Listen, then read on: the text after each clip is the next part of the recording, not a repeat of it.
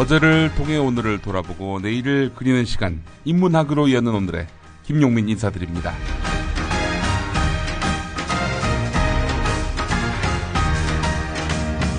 6월 3일 개편 후 첫날입니다.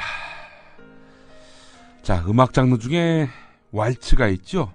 이 본래 왈츠는 18세기 중엽에 오스트리아 또 바이에른 지방에서 유래한 민속 춤곡이라 하겠습니다.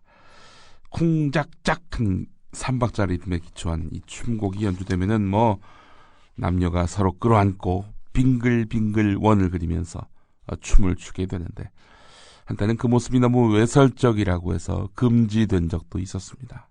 예.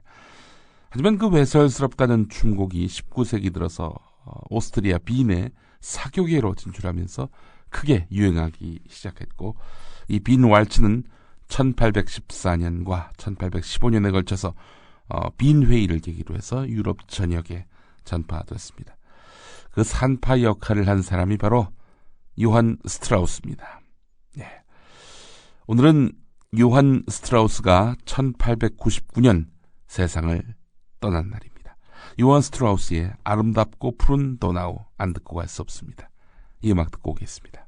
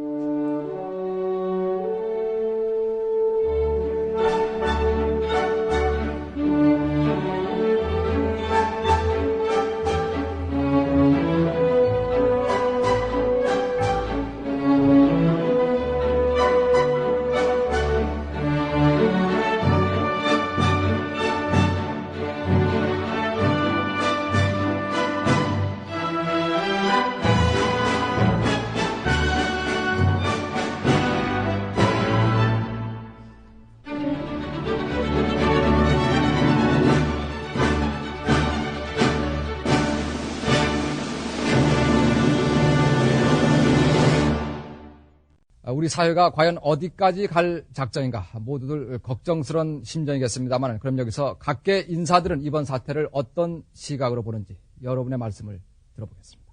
학생들이 폭력으로 방해를 했다고 하는 것. 이것은 오늘날 우리 학생들이 과연 무엇 때문에 학생운동을 하고 있는 것이냐 하는 그러한 그 본래의 목적과 또 그 정체에 대해서 의심을 하지 않을 수가 없는 거지요. 글쎄 나는 민주화를 위해서 이렇게 운동한다는 대학생들이 그래도 배웠다는 대학생들이 그렇게 격해가지고 뭐라고 얘기해 줄지 모르겠어. 너무 한심해. 이번 기회에 아무래도 처벌할 것은 꼭 처벌해야지요. 처벌하고 무엇인지 이것은 끝을 내야 될 이러한 단계에 이르지 않았는가 이렇게 생각됩니다. 이제는 이대로 둬둘 수가 없습니다. 또 두어서도 안 됩니다. 이 우리 어려운 이때 공부에 전력을 기울이도 딴 나라에 따라갈까 말까 하는 이 지경에 있어서 데모는 하고 뛰어다니고 그런 식으로 해가지고 이 부모들이 매사에 부정적으로 나가는 거 볼 때 너무나 우리 부모들은 안타깝게 말할 수가 없습니다. 동양 예이지국이라고 하는 대한민국의 도덕성이 이렇게 땅에 떨어져서 다 밟혀서 없어졌다면은 이것은 누가 책임을 져야 되겠습니까? 네, 지금 들으신 목소리는 1991년 오늘 벌어진 사건 때문에 나온 말입니다. 정원식 당시 국무총리가 한국외국어대학교에서 강의를 마치고 나오다가 학생들로부터 계란과 밀가루 세례를 받습니다. 자, 그 사건이 터지고 나서 이제 나온 방송 보도를 잠깐 들으신 건데요. 당시 문교부 장관과 한국외대 총장은 사표를 냈고 대학생들은 사법 처리됐습니다. 자, 언론과 정치권에서는 총리를 폭행했다 이 정도가 아니라 스승을 폭행한 폐륜화, 지각 없는 테러, 반인륜 이런 표현을 사용하면서 이 문제의 심각성을 키웠습니다. 자, 학생들 15명 정도가 사전영장이 발부됐었는데 1991년 마지막 날인 12월 31일 바로 그 해였습니다. 당시 외대 총학생회장이던 정원택 등 4명에게 징역 3년 6월에서 2년의 그 실형이 선고됐습니다. 실제로 감옥에 갔다 온 겁니다. 달걀을 던져서 말이죠. 예. 당시는 4월 26일 명지대 경제학과 1학년에 재학 중이던 고강경대 씨가 시위 중에 전경에게 맞아 숨진 다음 학생들과 제야 인사들의 항의와 분신이 잇따랐고 군사정권에 대한 학생들의 분노가 식을 줄 모르는 그런 상황이었습니다. 예. 그 의도가 실제로 있었는지 없었는지 알 수 없지만 어쨌든 당시 정부로서는 국면 전환에 대성공했던 것입니다. 자, 6월 3일 참 기묘하죠. 1999년 그로부터 정확히 8년 뒤입니다. 이때 6월 3일 김영삼 전 대통령이 일본을 방문하기 위해서 김포공항에서 출국 수속을 밟다가 붉은색 페인트가 든 달걀 세례를 받습니다. 사건은 김영삼 전 대통령이 김포공항 국제선 2청사 귀빈 주차장에 도착해서 환송객 70명과 악수를 나누던 중에 재미교포에 의해서 일어났는데 박의정 씨였습니다. 이분은 당시 뿌렸던 유인물에서 구제금융 사태를 초래해서 나라를 망친 김영삼 씨가 할복 자결을 해도 속죄할 길이 없는데 망발로 통치권에 도전하는 것은 결과적으로 경제 회복을 방해하는 것이다 이렇게 주장을 했는데 이런 거 참아주실 김영삼 전 대통령이 아니죠. 숙소에서 기자회견을 갖고 지금까지 세상을 살아오면서 독재자에게 몇 번 당했지만 얼굴 전체가 조여드는 고통으로 견디기는 어려웠다. 살인적 페인트 목표는 나를 봉사로 만들어서 자신을 시각장애인으로 만들어서 죽은 사람과 똑같게 하려는 것이다. 이렇게까지 말을 했는데요. 자, 박의정 씨는 1심에서 징역 8월에 실형이 선고됐는데 고령이었어요. 71살. 그리고 과거에 이런 전과가 없다는 점 이런 것을 고려해서 집행유예가 선고됐습니다. 네, 6월 3일 오늘이 그런 날이었습니다. 인문학으로 였는 오늘과 함께하고 계십니다. 개편 전에 그 인문학으로 였는 오늘은 주로 이제 그날의 역사적 사건들을 되짚어보는 시간이었죠. 인문학에는 참 많은 분야가 있습니다만은 대표적으로 문사철이라고 하죠. 네, 문학, 역사, 철학. 그 가운데서 역사에 너무 집중했던 것은 아닌가 생각이 들어서 음악도 좀 보강했고 또 문학 이야기도 하고 역사 이야기도 해보려고 합니다. 자, 오헨리 이야기를 해보려고 하는데 오헨리 하면 뭐가 생각나십니까? 오헨리는 러시아의 안톤 체호프, 또 프랑스의 기드 모파상, 미국의 에드거 앨런 포와 더불어서 세계 4대 단편 작가로 손꼽히는데 마지막 잎새, 크리스마스 캐럴 이런 작품이 대표작이라 하겠습니다. 사실 이런 두 작품만 하더라도 세계 단편 문학을 거론할 때 빠지는 법이 없죠. 예. 오헨리의 일생이 궁금하지 않으십니까? 이런 작가적 명성을 쌓기까지 그의 살아온 삶에 대한 그런 궁금증이 없다면은 인문학적 소양이 없다고 봐야 되는 거겠죠. 예. 3살 때 어머니를 여의었습니다. 친척 집에서 키워졌습니다. 이러면 눈치밥 안 먹을 수가 없겠죠. 예. 이런 오헨리는 미국 전역을 떠돌면서 수많은 직업을 전전했습니다. 결혼을 했어요. 안정된 삶을 사는가 했습니다. 하지만 어찌된 일인지 은행 공금 횡령 혐의로 기소가 됩니다. 교도소에 수감이 됩니다. 딸의 양육비가 필요했는데 딸의 양육비를 벌기 위해서 글을 쓸 정도로 생활이 곤궁했습니다. 작가적 성공을 그래서 우여곡절 끝에 이루었는데 그랬다 하더라도 그의 삶이 행복했다는 기록은 없습니다. 해밍웨이가 이런 말을 했습니다. 불행한 어린 시절만큼 작가가 되기 위한 가장 좋은 훈련법도 없다. 예, 오헨리의 삶이 바로 그러했습니다. 평범한 순간들을 소재로 수백 편에 달하는 단편 소설을 써서 인간의 본성과 삶의 모순된 순간을 형상화했다. 이런 평가를 받은 오헨리는 1910년 오늘 세상을 떠납니다.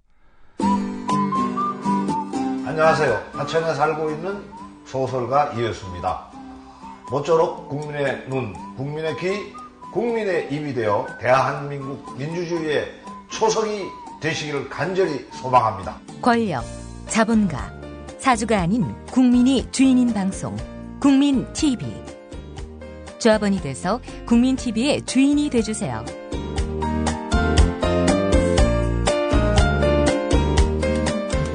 포털 사이트에서 미디어 협동조합 국민TV를 검색하세요. 국민TV 화이팅! 프랑스에 2번이나 갔는데 여기랑 가봤어요. 루브르 박물관. 여기 가면은 모나리자가 있는데 말이죠. 예. 사실 모나리자 원판을 보신 분들 계시죠? 이거 흐려가지고 사실은 색감을 보정한 책으로 출판된 그런 이른바 도판이 훨씬 더 모나리자를 잘 알아볼 수 있게 합니다. 자, 하지만 사람들은 그 흐릿흐릿하게 많이 퇴색되고 또 퇴조된 그런 모나리자를 보기 위해 루브르 박물관을 갑니다. 왜 이럴까? 원 작품에 바로 아우라가 있기 때문입니다. 아우라. 예, 이게 예술 작품에는 진본만이 가지고 있는 말로 표현할 수 없는 가치, 기쁨, 신비성 이런 것이 있다고 믿게 됩니다. 그래서 아우라는 논리적으로 설명되지 않는 신비한 그 무엇을 의미하는 건데요. 아우라는 라틴어로 숨결 또는 바람이라는 뜻을 갖고 있습니다. 독특한 그 무엇이라는 의미인데 원래는 그 히브리어나 유대교에서 신비주의에서 쓰던 그런 용어였습니다. 자, 이것을 독일에 살던 유태인 발터 베냐민. 예, 베냐민. 이 사람 주목할 필요가 있습니다. 이 베냐민이 예술 용어로 사용하면서 널리 퍼졌습니다. 종교에서의 그 아우라라는 것은 신비하고 경건하고 엄숙하고 또 믿음과 관련된 신성성을 뜻하는데요. 예술에서의 아우라는 유일성, 현장성, 일회성, 신비성이 녹아있는 그런 특별한 작품 또 특별한 공연이라고 볼 수 있습니다. 발터 베냐민이 이 용어를 만들 수 있었던 것은 근대 자본주의 사회의 본질을 꿰뚫는 뭔가 해안이 있기 때문입니다. 베냐민은 대량 생산이 근대 자본주의 사회의 본질이고 그 본질을 잘 나타내는 예술이 사진과 영화라고 하면서 복제의 예술이야말로 현대사회를 정확하게 반영한 예술 양식이라고 지목했습니다. 그렇잖아요. 우리가 루브르 박물관 안 가더라도 이 복사된, 촬영된 그런 모나리자 원판도 서울에서 볼 수 있습니다. 이게 바로 복제의 기술 때문이죠. 복제, 이 부분을 베냐민은 주목했던 겁니다. 자, 그렇다면은 이 아우라는 어떻게 될까요? 아우라가 붕괴되겠죠. 뭐 원판, 복제판 별 차이를 못 느끼게 된다면 원판의 가치가 예전 같을 수 있겠습니까? 그래서 베냐민은 근대에는 사진도 그렇고 영화도 그렇고 뭐 무한 복제가 가능하잖아요. 이런 예에서 보듯이 사진과 영화의 사례에서 보듯이 아우라는 붕괴됐다고 선언합니다. 진본이나 원본과 같은 고전적인 개념은 더 이상 중요하지 않게 됐다, 이런 얘기입니다.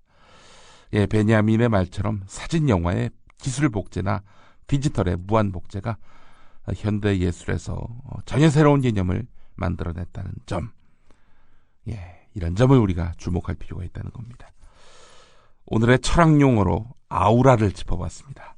예, 김승환 교수님의 강연 내용을 제가 요약해서 여러분들께 전해드렸습니다. 인문학으로 여는 오늘 2013년 6월 3일 개편 첫날의 순서를 모두 마무리하겠습니다. 내일 뵙겠습니다. 고맙습니다.